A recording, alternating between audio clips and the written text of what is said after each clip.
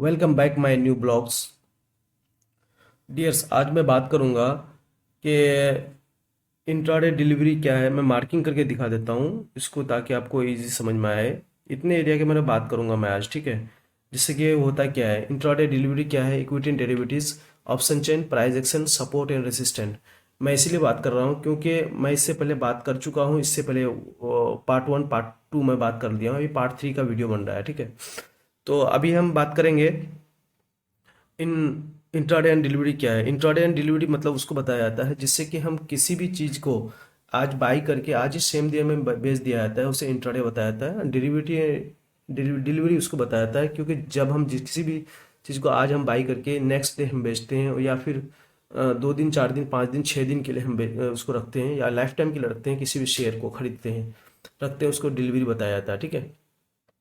आज बात करेंगे फिर कैश मार्केट। कैश मार्केट क्या होता है, जिसको हम इक्विटी एंड डेरिवेटिव्स बोल लेते हैं, ठीक है। इसको हम जूम करके दिखाते हैं, कोशिश करता हूँ। किसी भी चीज़ को हम बाई करते हैं, ठीक है। बाई करते हैं हम सेम, मतलब कि जितना अमाउंट है उतनी ही अमाउंट का मुझे शेयर दिया जाता है, उसे कैश मार्केट बोला जाता है। और ये जो कैश मार्केट है ये लाइफ टाइम के लिए होता है, इसका कोई टाइम पीरियड नहीं होता है, ठीक है। और दूसरा नंबर, कोई इसमें मार्जिन भी नहीं मिलता है, कुछ नहीं। इसमें जितना रुपये का आप लेंगे उतनी ही रुपये का आपको शेयर मिलेगा, ठीक है। और तुम्हारा दूसरा नंबर मान लो कि डिलीवरी डेरिवेटिव्स क्या होता है। डेरिवेटिव्स मतलब उसको बोलता है किसी भी बड़े शेयर का जो हम ऑप्शन या फ्यूचर खरीदते हैं, ठीक है। जैसे उसकी एक्सपायरी डेट होता है। एग्जाम्पल के लिए हम देखा जाए तो फ्यूचर एंड ऑप्शन में काम किया, जैसे मंथली या वीकली उसमें काम एक्सपायरी डेट होता है।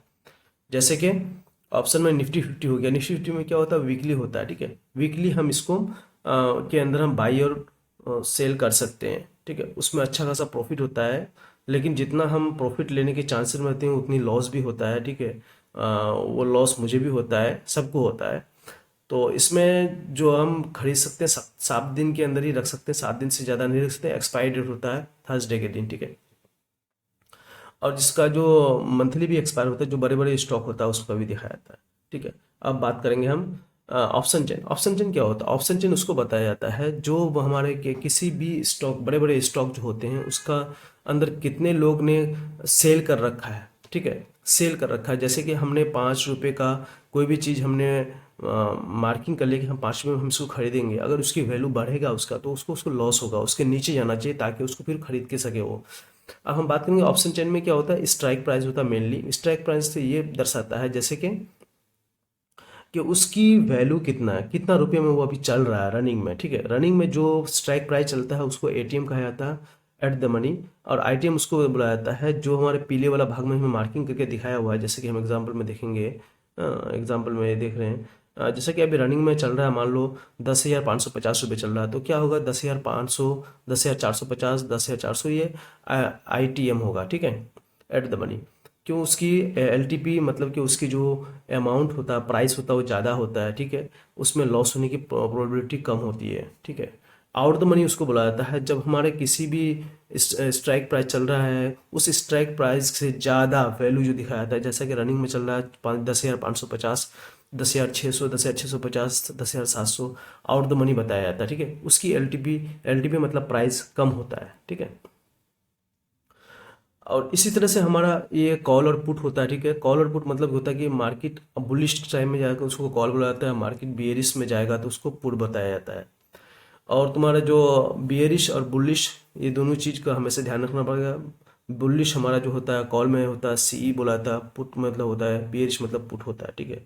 उसमें भी एटीएम आईटीएम होता है, सेम चीज़ होता है, ठीक है। मैं जूमिंग करके दिखा देता हूँ, कोशिश करता हूँ आपको कि अच्छा से नजर आए, ठीक है। नेक्स्ट नेक्स्ट अभी आपको मेरा साधारण शब्द में जो भी समझ में आ रहा है तो मेरी वीडियो को लाइक सब्सक्राइब करें, शेयर करो अपने दोस्तों को, ठीक है। आप लोगों को प्यार और मोहब्बत से रहता है तो इसीलिए हम वीडियो बना रहे हैं, ठीक है।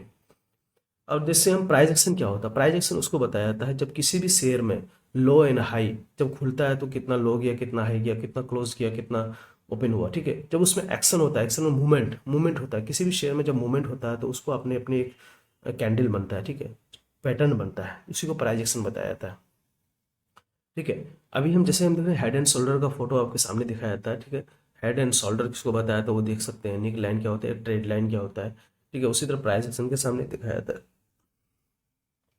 जैसे किसी भी चीज़ की, किसी भी शेयर का जो हम चार्ट होता है, उस चार्ट को हम ट्रेड लाइन से मार्किंग किया जाता है, मार्क करने के बाद आप देख सकते हैं कि हम जो हमारा शेयर होता है हमारे ट्रेड लाइन के ऊपर जो बनता है, हायर हाई पे हम ट्रेड लाइन डाल दिए, लो लो पे ट्रेड लाइन डाल दिए।